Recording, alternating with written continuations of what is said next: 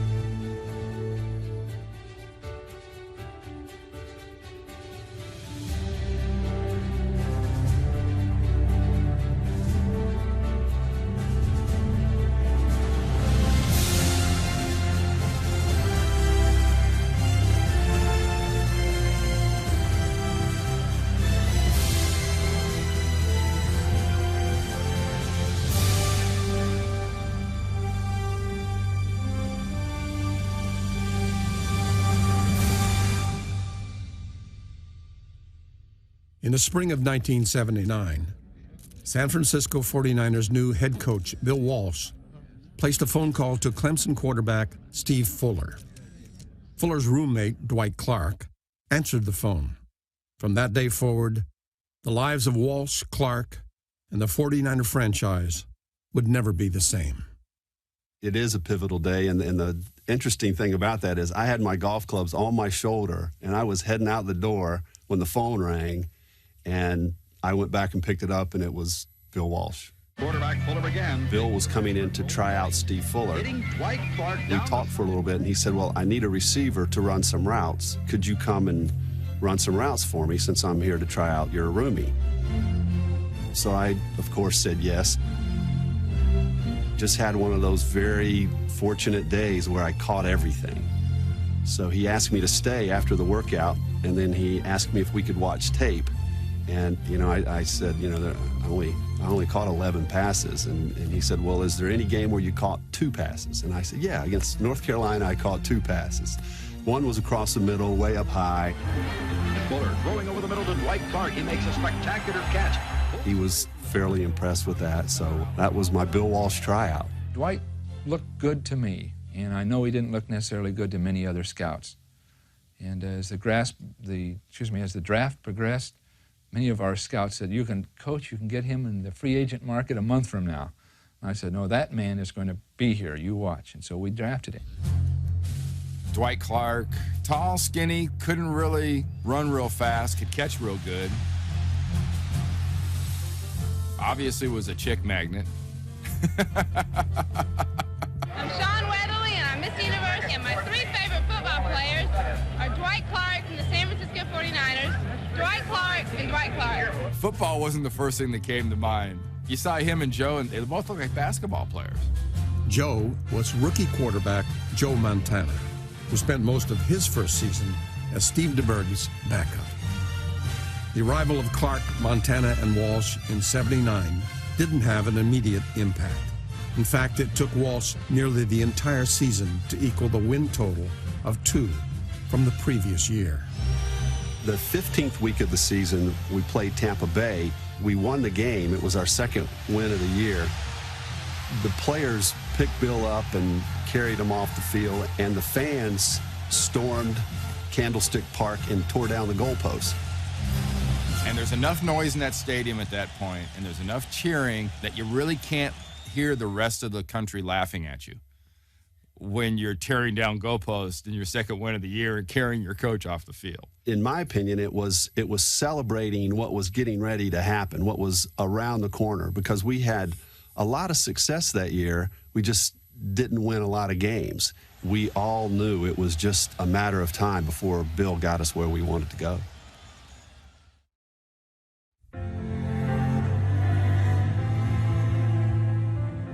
I don't think anybody can go into the stadium against us and feel safe with a victory.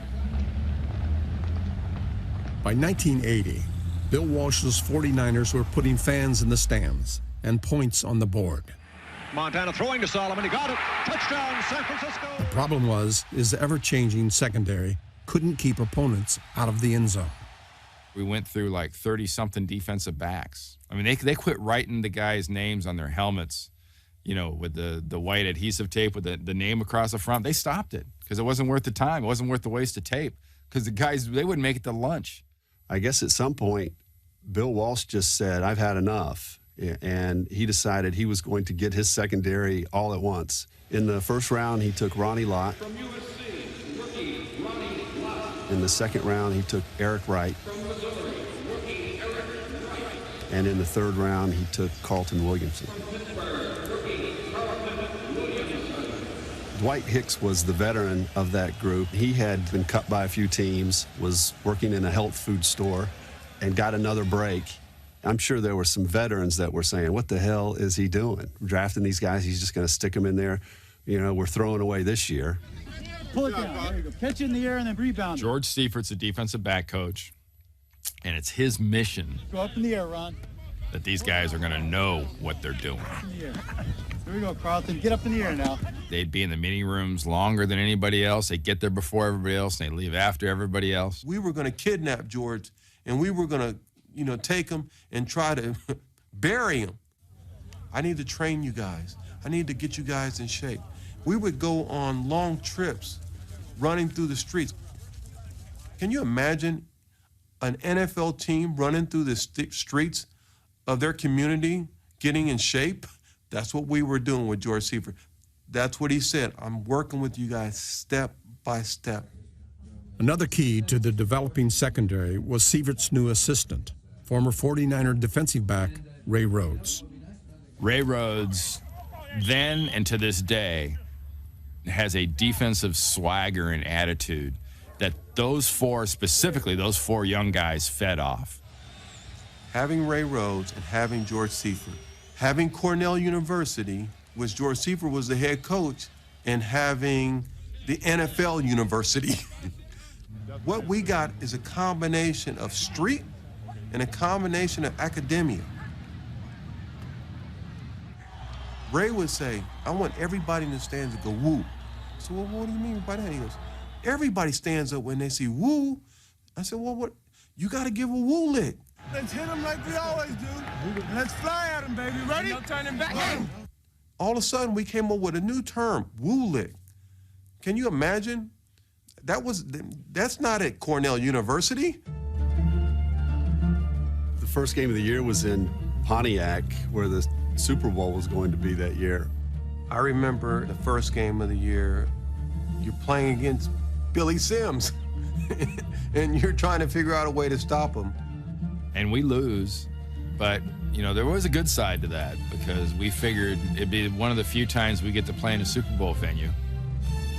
That first month of that 81 season was like every other year. It really was. When we lost to Atlanta, no one talked about losing. Everybody talked about how we got punched in the mouth. Bill Walsh said to us, I never want to see us get out hit like that again.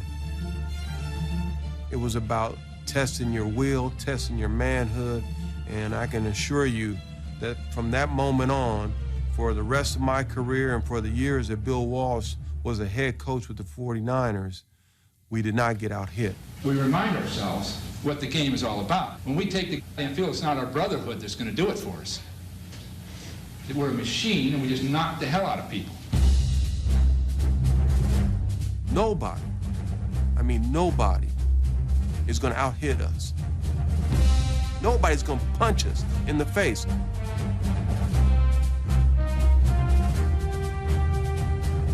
Our young defensive backs, we thought our experience was a plus. Our experience was a liability because we had the baggage. They didn't have any baggage. Those guys brought in this college enthusiasm, especially Ronnie Lott, that was just addicting. What are people saying? We're going to finish last. No. We win. We win. Going into Washington, we were 2-2. We're going to play a Washington Redskins team that hasn't won a game. They've got a new coach. We know how that feels. They got some guy named Joe Gibbs coaching them. We actually kicked their butt, and it all started with a crushing Ronnie Lott hit. Ball popped up in the air, and Dwight Hicks takes it and runs about 80 yards. That Washington win was a huge confidence boost. The defense played great. There were huge hits. There were big interceptions.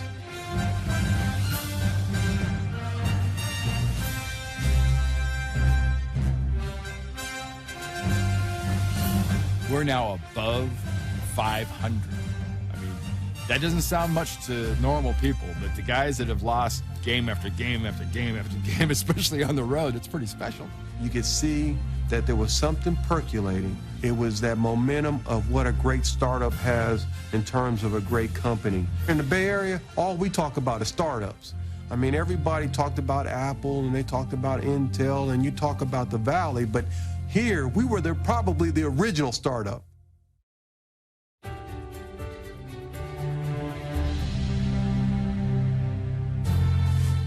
Bill Walsh knew his inexperienced secondary would need some veteran leadership. So in 1981, he brought in 11-year pro Jack Hacksaw Reynolds to anchor the defense. To me, Jack Reynolds is Pete Rose. He's totally dedicated, unbelievably dedicated to football. It's his whole life. So excited about having him on the team when he first got there because, you know, we needed some veteran leadership over there on defense. And then after being around him for a while, just thinking, this guy is whacked. Used to be the ad for RCA where the dog's kind of sitting there looking at the speaker going, huh? we got Hacksaw from the Rams. It was, huh? He's bringing that guy up here? He's a nut. Lived above an auto maintenance store. On game day, he would put his uniform on in his room. Came to breakfast, eye black, hands taped up, ready to play football. I guess he was not the most talented, gifted athlete, but he was brilliant when it came to recognizing what was getting ready to happen. And it was all about preparation. And he would grind that and pound that into the heads of those young guys. We're getting together and working together, and we're coming together as a group. I think that's what's helping us. Practically raised that Ronnie Lott. Huh? Oh, is that right? What a sweetheart. Oh, my God. What a man. What a man. He's a great, great young person. Good kid. Yeah. A great player. He'll make All-Pro this year if we keep going. You know, maybe halfway through that season, he started saying some things in the locker room, and I think he felt like he could because he was making plays on the field. And it is intercepted, taken away by Ronnie Lott. Veterans will listen to guys, even if they're rookies, if they're getting it done on the field. We're playing the Falcons in Week 10. And, of course, before the game, you say a prayer. People seem to be milling about a little bit, getting their helmet or their, just not moving quickly with the purpose. So Ronnie Lott just goes berserk. And he kind of preempts the Lord's Prayer with Lott's Prayer. And Lott's Prayer had almost as many words, but I'm not sure the Lord would recognize any of them. Get your GD butts up here and let's say the GD Lord's Prayer. I mean, we got a GD game to play, so let's get this GD thing going. I was like, didn't quite know how to take that, but, being from a Baptist background. How many times have you had your kids walk up to you and they say, oh, no, don't mess with daddy right now. That's the kind of attitude that you wanted to bring, and that's the kind of lifestyle that I wanted to lead. everyone would say, Ronnie, how could you go off like that and then sit down and say, okay, let's pray? I'm almost positive that the Lord has forgiven me because he understands that there's only a couple of ways to get people's attention. And sometimes you got to go over the top. It's nothing but pure love for the game of football. The transformation of wanting to be great, I wouldn't trade it for anything. They were 27th in defense in 1980. Then they drafted those 3 starting defensive backs. They went up to 2nd this year. Of course, they've also added Hacksaw Reynolds and Fred Dean. Fred Dean was acquired in October in a trade with San Diego. One of the first times I met Fred, he's laying on a bench in our weight room smoking a cigarette. And I looked down, I said, Fred, what are you doing, man? He says, well, I was thinking about lifting weights, but I thought I might lie here till I got over it. I remember one time I said something to him at a function one day, and I said, hey, man, Fred, you know, we can't act like that. Fred said, what are you saying? I was like, no, I'm sorry, Mr. Dean. Because I knew that Fred would, if he wanted to, he could take me out. James Dean wasn't cooler than Fred Dean. Dean's first game as a 49er came in Week 6 against Dallas.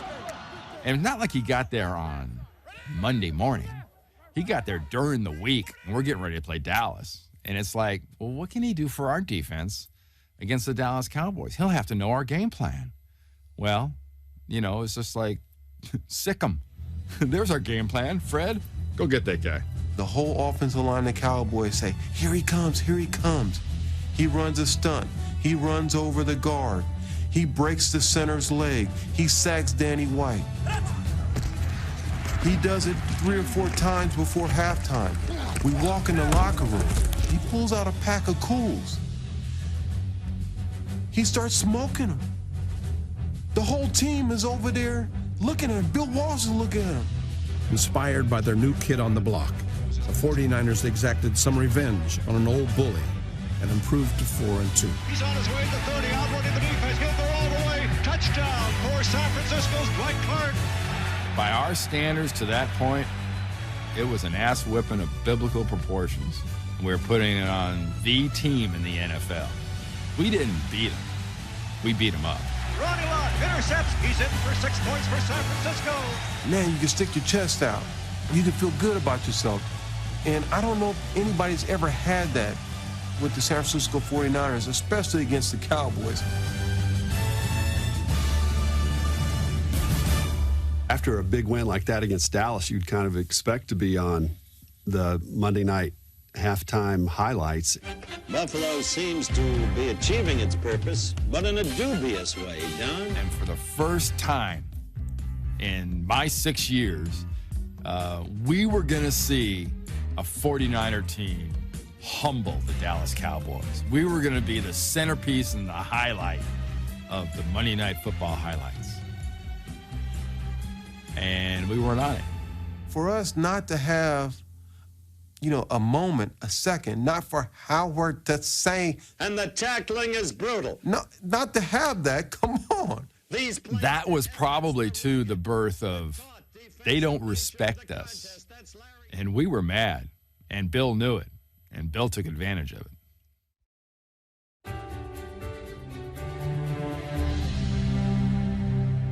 In recent years, a football team that plays in the city by the bay has been fogged in. But this year, the skies have brightened. The 49ers were becoming the surprise story of 1981. And at the halfway point of the season, they were 6-2. And probably the most excited person in the whole deal was Bill Walsh. I think he thought this could be something special, turning from that bad to that good that fast. Running backs are Patton and Easley. The handoff given to Easley, cutting in, trying to get in. He is, and the 49ers have regained the lead here in Pittsburgh. Getting out of there with a win, that to me was the true turning point. In a crowd, intercepted by Carlton Williamson. He's got the 30, the 35, the 40. All those great players, you tried not to be in awe of it, but it was the Pittsburgh Steelers, 4-time world championship. We get back from kicking the Steelers' butts, and there's fans in the airport. You know, normally when we saw fans, it wasn't good. There were thousands of people at the airport. Kind of gives me chills a little bit. I mean, walking through there, I mean, that was the first validation from the fans that we're watching. You're doing this, and we appreciate it. Montana moving out to the right side, throws a pass, and it is caught by Young. Touchdown for San Francisco. I guess the way we knew that Bill Walsh would turn this thing around was he had this air about him. He had this feeling of confidence. We are just better put together than the damn L.A. Rams. It's that simple. I know they all want to win badly. They want to beat us, but they can't do it because we play better as a unit than they do.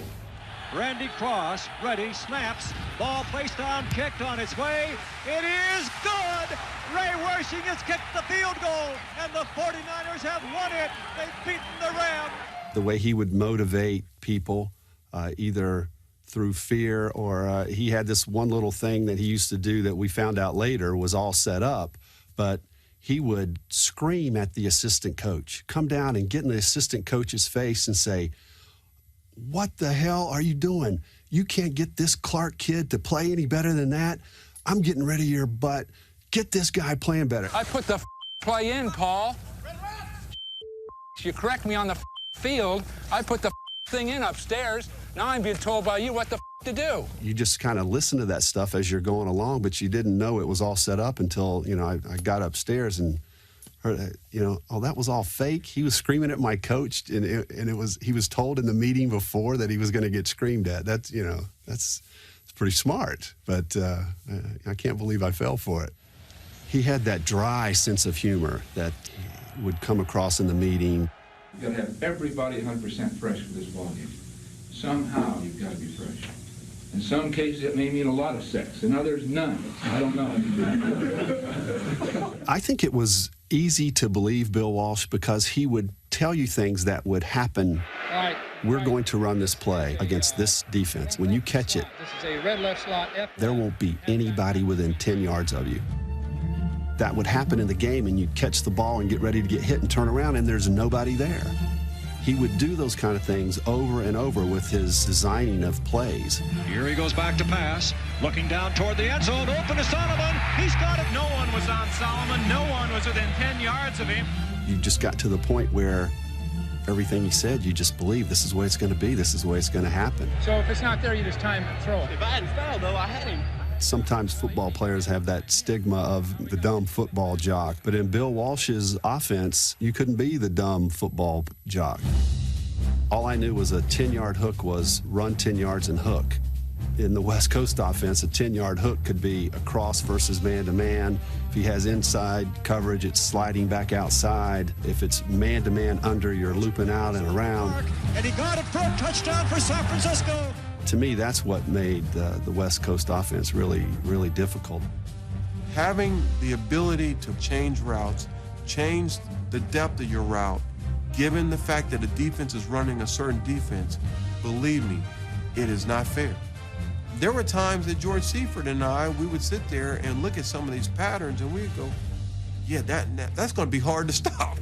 Damn it, in 1981, football was smash mouth. Football was the NFC East, and it was coming off the ball, and it was beating people up. And if you didn't do that, that wasn't really football.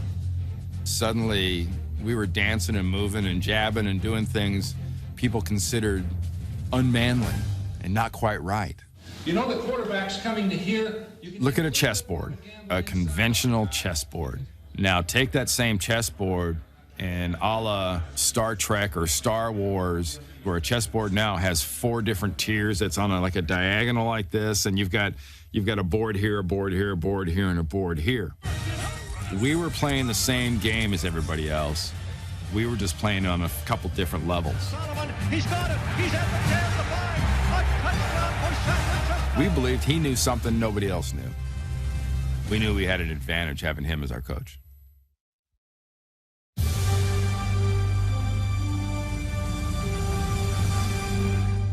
The first time I met Joe Montana, it was our first mini camp. I checked into the hotel and went over to the Howard Johnson's restaurant. This guy walks in, sits down at the other side of the counter. He's got long blonde hair, and he's got a Fu Manchu, just tiny little legs. Doesn't look very athletic at all. So I'm looking at him thinking, well, that might be a player, but if it is, it's probably a kicker. When he walks on the field, it's like he puts the cape on and the S on the chest. You hear the analogy all the time is given about a, sort of a quiet killer, a quiet assassin. A lot like Clint Eastwood. Didn't have to say a lot. He just had that way about himself. Tell Freddie to split about. People naturally assume, and I think falsely, that Joe was just an extension of Bill. Joe had the ability to improvise.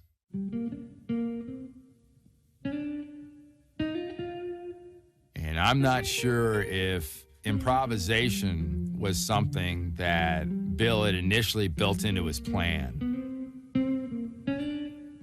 But suddenly now he's with a guy that, from an improv standpoint, would be like comparing your average comedian to Robin Williams. Joe could riff on the football field amazingly. And he could take a lot of what Bill wanted to do and sort of put his own spin on it. Just as fine a pass as you're going to see, I'll tell you. He wasn't a great player at Notre Dame just by passing through town. His greatness shows up. It showed up there, and it showed up since he probably first put on a male supporter. Joe Montana received much of the credit for the 49ers' newfound success, and he accepted most of the blame when things went wrong. Fumbled snaps were always the quarterback's fault. If there was a bad snap, Bill or the offensive line coach would be quick to yell at the center, and Joe would immediately say, that was my fault. I pulled out too quick. Interceptions, bad throws, big hits, that was Joe's fault. And I think that's why all of his teammates loved him so much, supported him so much, and played their ass off for him. Clark outside on the left side, Sullivan inside. There goes Montana. Draw through the middle goes the quarterback. In Week 13, the 49ers hosted the Giants. A win would give San Francisco the NFC West title. He is in. It's a touchdown for Joe Montana. He goes back to throw a pass. Looking downfield, he's going to throw it deep. There are plenty of Niners around, and it is intercepted at the 50-yard line. Here it is. It's counted down. Carlton Williamson intercepts. It is all over. The 49ers have beaten the Giants. The 49ers have won the Western Division title.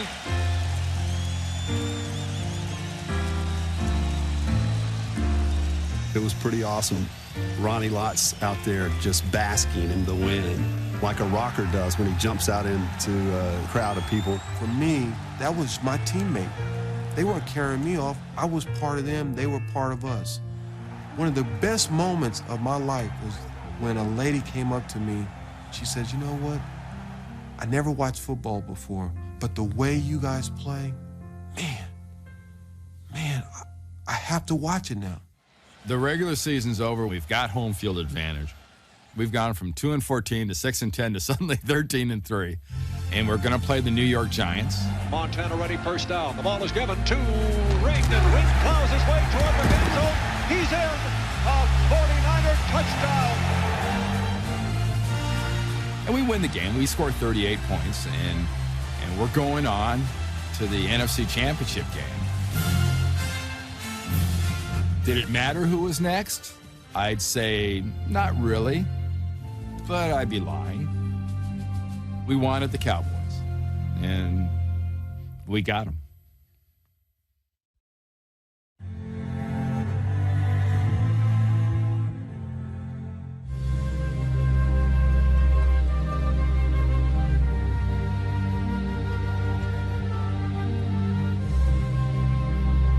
Dallas Cowboys, America's team, Tom Landry, the darling of the NFL. Their organization, too arrogant. We're going to kill them. They pissed us off. They were to us everything and everybody that had just stomped on us for 3 or 4 years. We're going to kill the Cowboys. That's what was going on that week. I was thinking about it. They say Rose Bowl is the granddaddy of them all, but being here, it's overcoming that. This might be the great-great-granddaddy right now.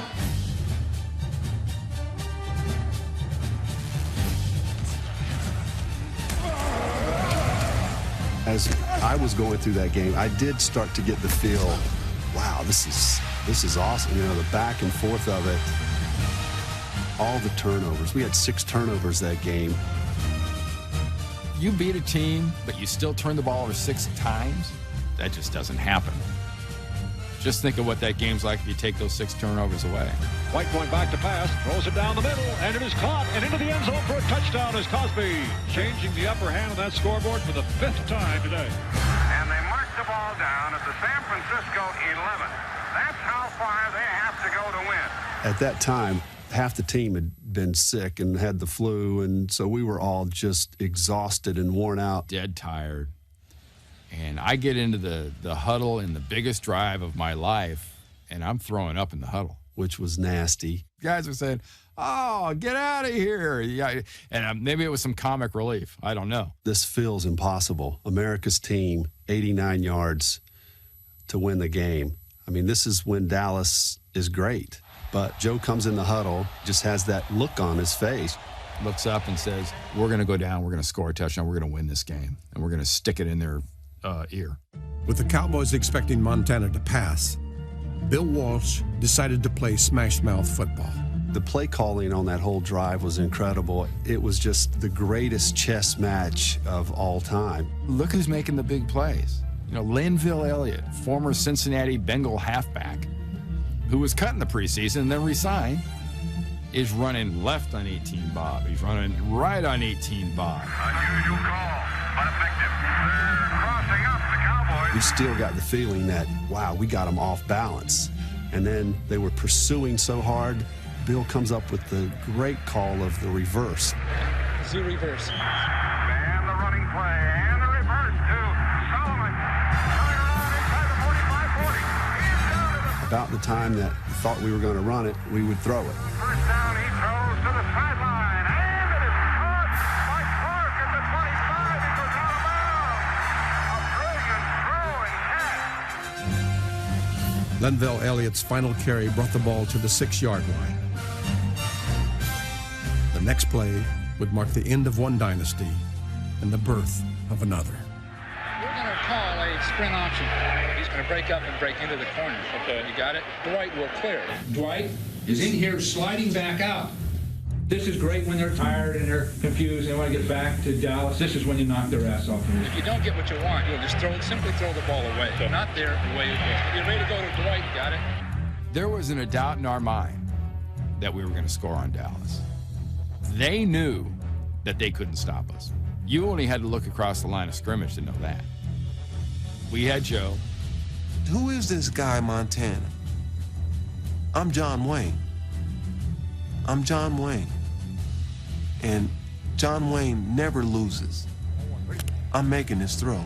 So fasten your seatbelts now. We got turbulence and plenty of it here in Candlestick Park now. How is this one going to end? Montana lines up at the 5. And on 3rd down and 3, he rolls right, looking to throw. And he throws into the end zone.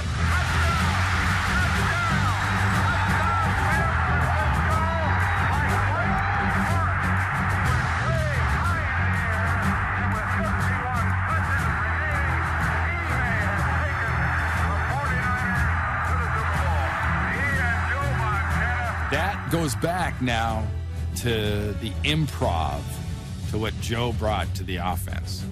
And it goes back to that chemistry of the two guys we thought were basketball players when they got there, Joe and Dwight, to what they could do together.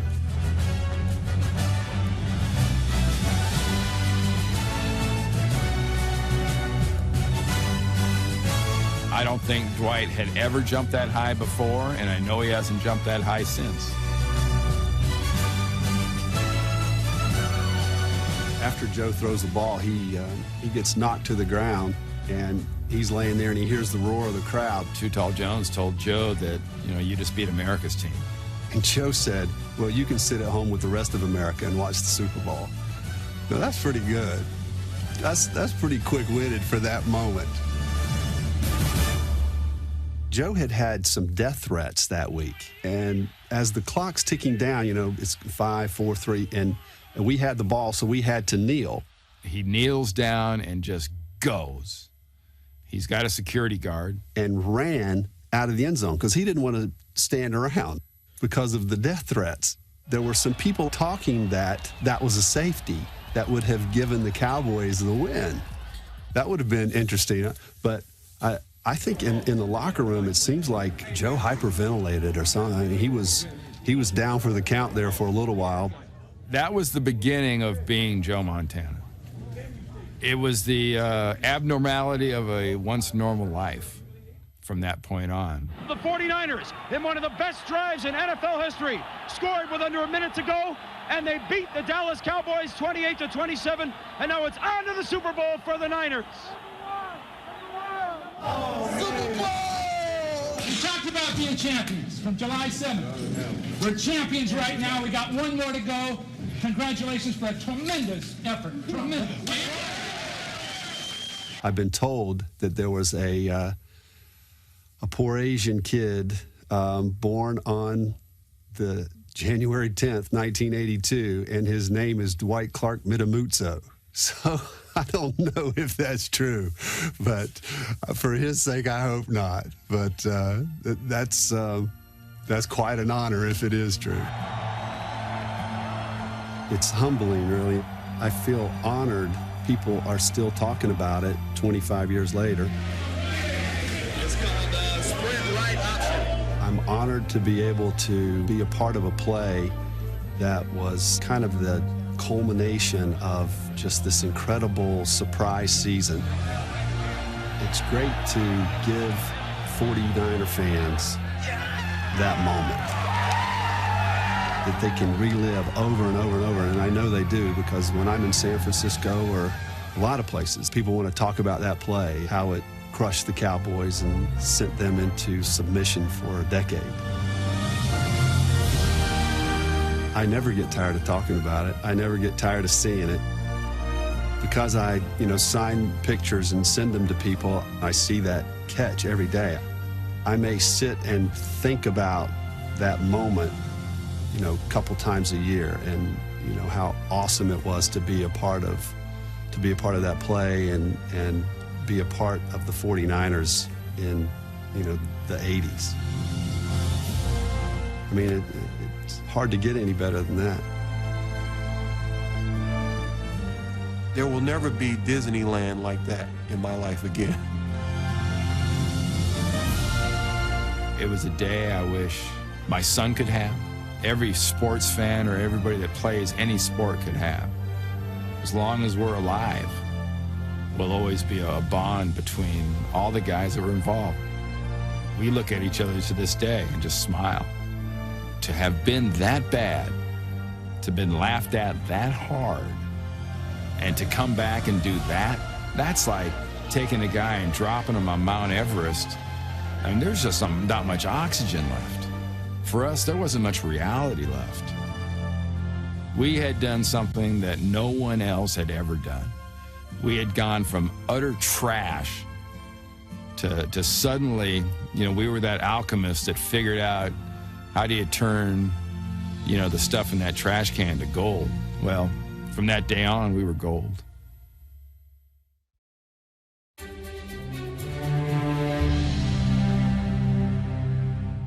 We were told absolutely positively, do not go to the stadium early. And we went, okay. And about 8 or 9 of us got in cabs and went to the stadium early, and we missed the Vice President Bush traffic jam. But most of the team, including Bill Walsh and Joe Montana, was stuck in gridlock. For some reason, people weren't showing up. People who weren't there. And we were going, what the heck is going on? Joe had this music box, and he was playing This Is It. So they played that all the way there on the bus. This is it. They played it a couple times in the locker room and then turned it off. Bill came back through there and said to turn it back on. He wanted to hear it some more. I guess he thought it was sending the right message. This is it. This is it. Don't make any mistakes about it. It's it. It's the moment.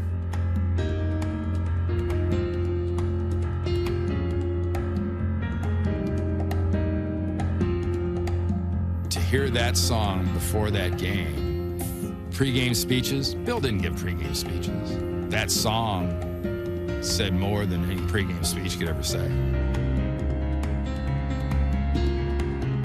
This is a Super Bowl. I'm playing in the Super Bowl.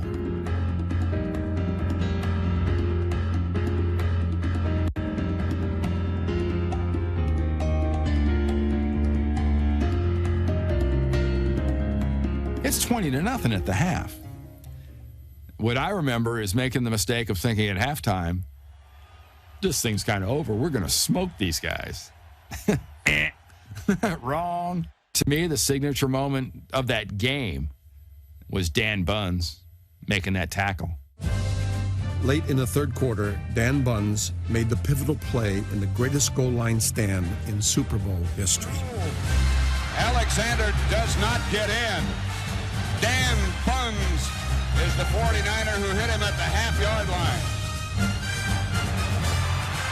To be able to hit somebody that weighs 20 pounds heavier than you, to stone them. We all look for moments in sports where we feel that we own that moment. Danny Buns would always own the moment of one of the greatest plays in Super Bowl history. We got to go again, and that's what Forrest Gregg has already said. Go for it. You got to go for it. You got to go for it.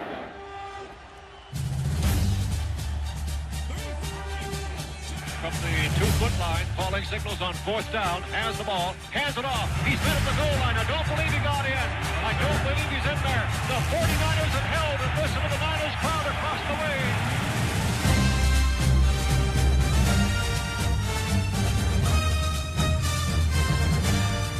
Done it. We're world champions. I don't know if there'll ever be another team like that team.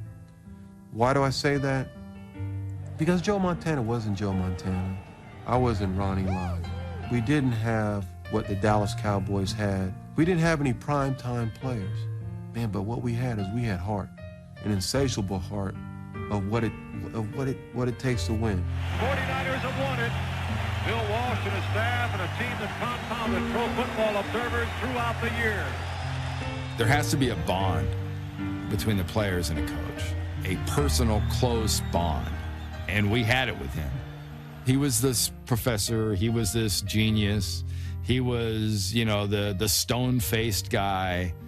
But to us, he was a lot more than that. I mean, he was a coach. He was a motivator. He was a friend. To see those guys pick him up and do that, there's nothing about that other than helping him enjoy what we've done.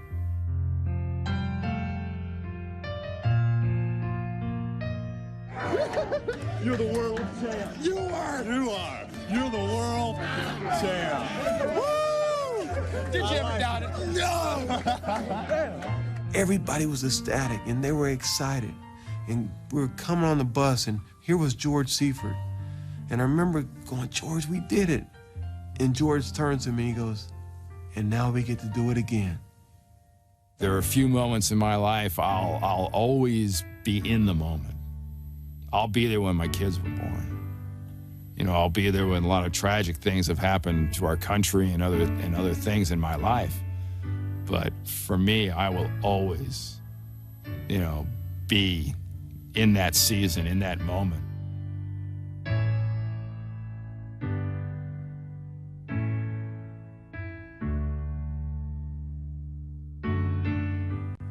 I say this today to all my friends. I say this today in the businesses that I'm associated with. Because of that moment, I will always believe greatness comes from having people come together for a common cause.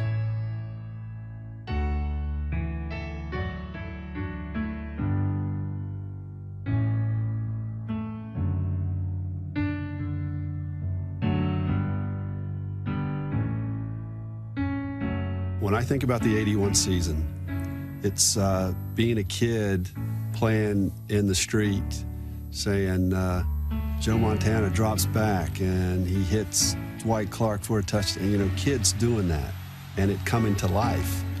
'81 was a dream that actually happened.